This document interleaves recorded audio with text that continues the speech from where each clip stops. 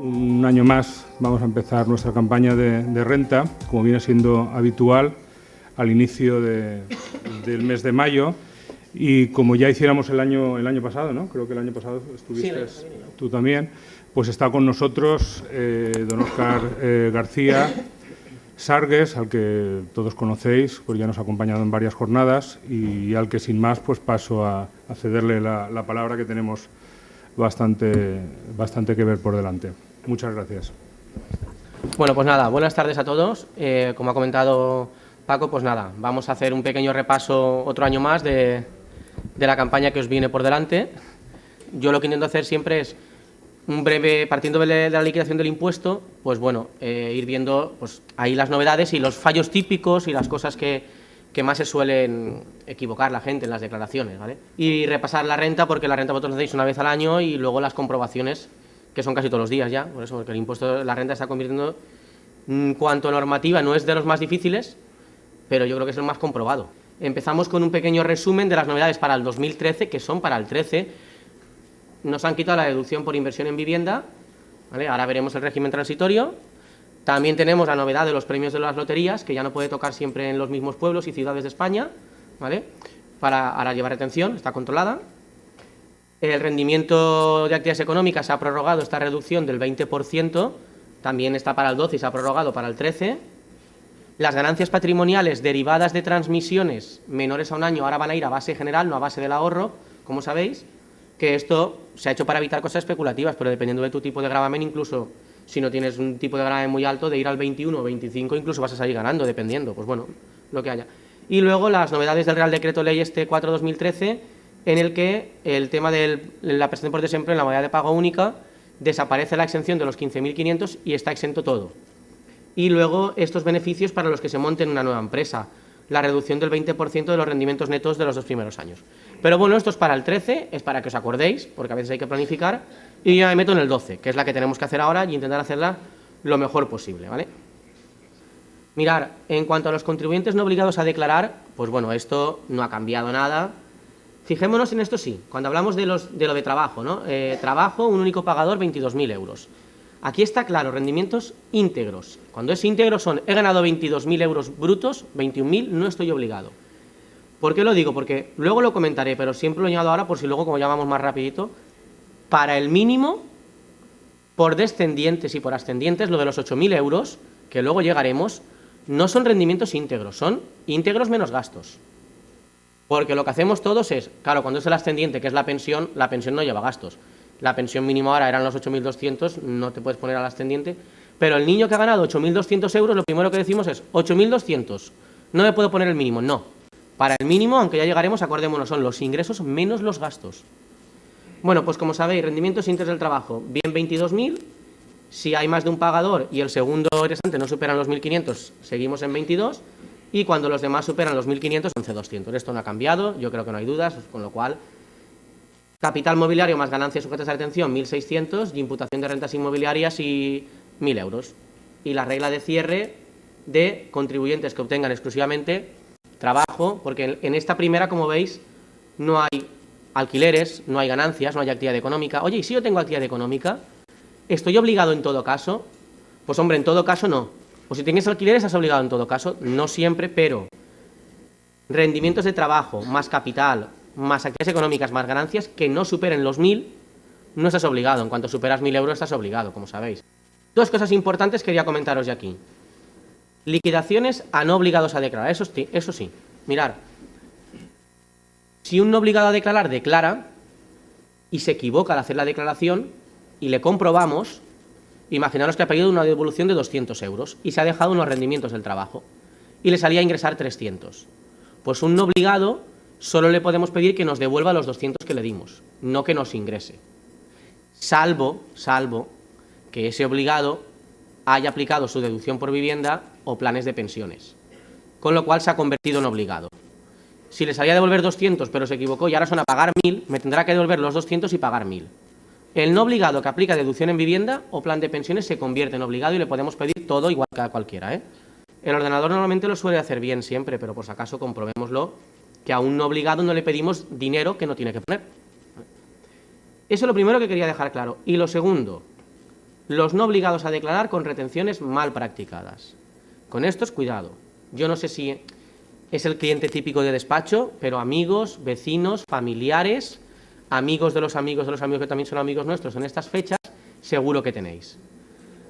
Estos que le envían un borrador, no obligado a declarar, no confirmable, a pagar 1.000 euros. Ay, no estoy obligado, me voy a casa. No, no te vas a casa.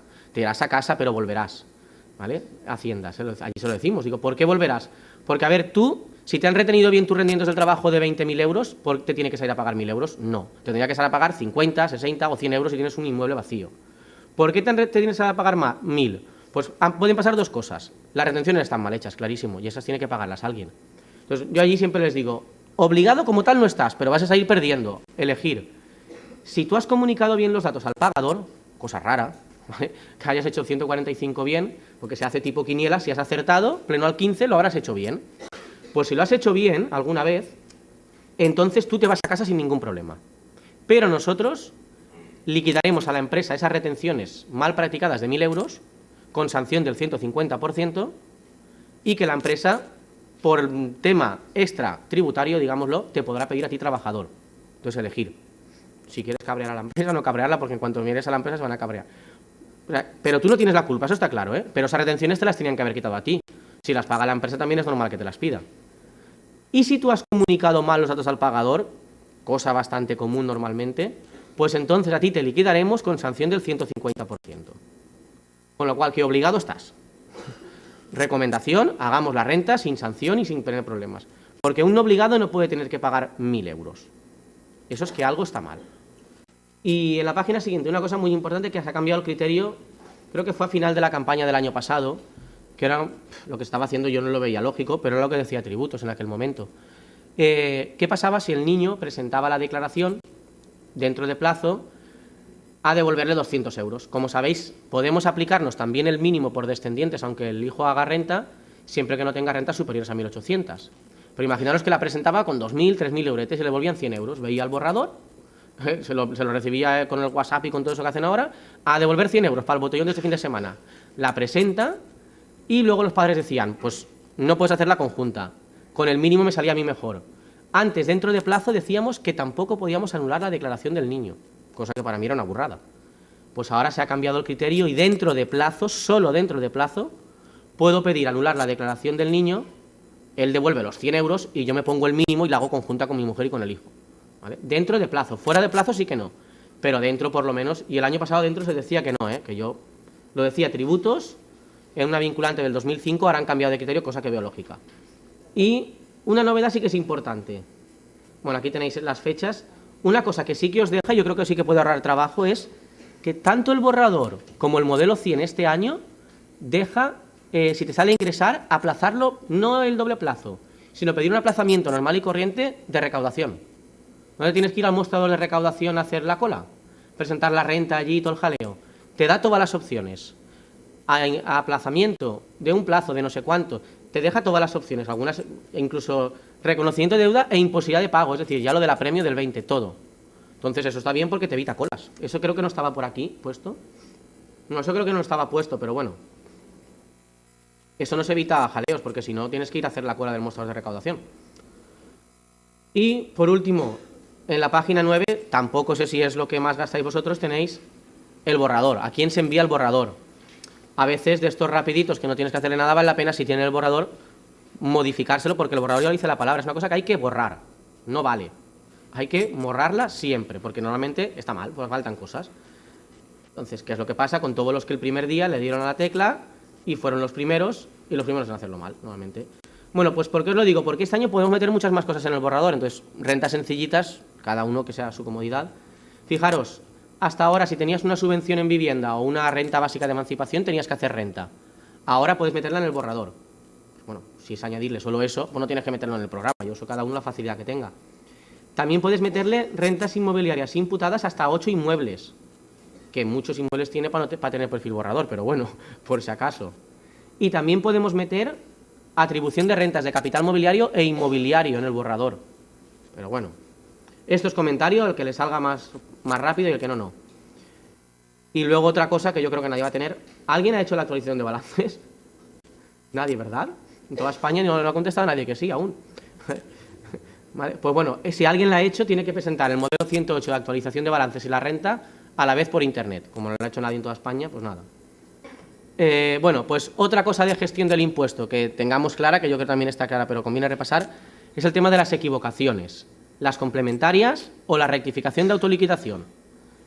Las complementarias las rellenamos con el modelo, pero cuando yo me equivoco en mi contra, es decir, he pedido a devolver 300 y resulta que eran 500, no tengo que hacer una nueva renta, porque si no se para, las rentas no se anulan. La renta, si la presentas otra vez, se duplica y se desmadra todo. ¿Vale? Yo me equivoco en mi contra, escrito, ya me devolverán los 300 y luego que me devuelvan. Y si me equivoco y tengo que ingresar más o devolverme menos, pues dentro de plazo ahí sí que pueden pasar dos cosas. Complementaria con menor devolución. Esta solo va a pasar dentro de plazo. Y hay que marcar bien las casillas. Fijaros, menor devolución es aquella en la que yo he pedido a devolver 500 euros, por ejemplo, pero resulta que me he equivocado y son 300 a devolver. Pero aún no me han devuelto. Claro, si no me han devuelto no tengo que devolver dinero, porque en una complementaria siempre hay a devolver tanto. Esta solo se dará en principio dentro de plazo. Incluso yo que recomiendo que haga uno cada lo que quiera.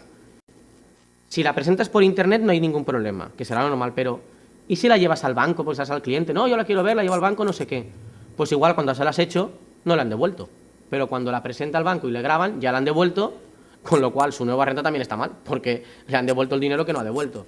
Recomendación, yo me esperaría a final de junio, que no le han devuelto, ya le hago esta, que le han devuelto, pues entonces me han devuelto 500 y eran 300, yo devuelvo 200 y se acabó.